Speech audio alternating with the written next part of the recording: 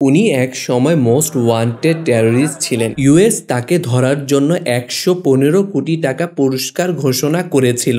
আজ তিনি সিরিয়ার প্রেসিডেন্ট। তার নাম আহমেদ আল শারা। 2003 সালে ইরাক যুদ্ধ চলাকালীন তিনি আল কায়দায় যোগ দেন এবং ইউএস সৈন্যদের বিরুদ্ধে লড়েন। 2006 সালে ইউএস আর্মি তাকে গ্রেফতার করে এবং 5 বছর হাই সিকিউরিটি জেলে রাখে। কিন্তু ঘটনা এখানেই শেষ নয়। 2017 সালে তিনি আল কায়দা ছেড়ে হায়াত তাহরির আল শাম নামে একটি সশস্ত্র সংগঠন গঠন করেন। অবাক করার মতো ঘটনা ঘটে 2024 সালে। তিনি আসাদ রিজিমের বিরুদ্ধে ক্র্যাকডাউন শুরু করেন। কয়েক মাসের মধ্যে আসাদ ক্ষমতাচ্যুত হন এবং আহমেদ বিজয় ঘোষণা করে প্রেসিডেন্ট হন। যাকে এক সময় সারা বিশ্ব টেররিস্ট বলতো, এখন তিনি গ্লোবালি সমাদৃত। 2025 সালে টাইম ম্যাগাজিন তাকে বিশ্বের সেরা 100 প্রভাবশালী ব্যক্তির তালিকায় রাখে। তিনি সেই ব্যক্তি যিনি একসময় ইউএসকে বলেছিলেন সমগ্র বিশ্বের শত্রু, আর এখন তিনি ইউএস প্রেসিডেন্টের সাথে একই টেবিলে বসে আলোচনা করছেন। ওয়েস্টার্ন মিডিয়া তাকে দিয়েছে হিরো অফ লিবারেশন উপাধি। আচ্ছা, উনি কি সত্যি একজন হিরো?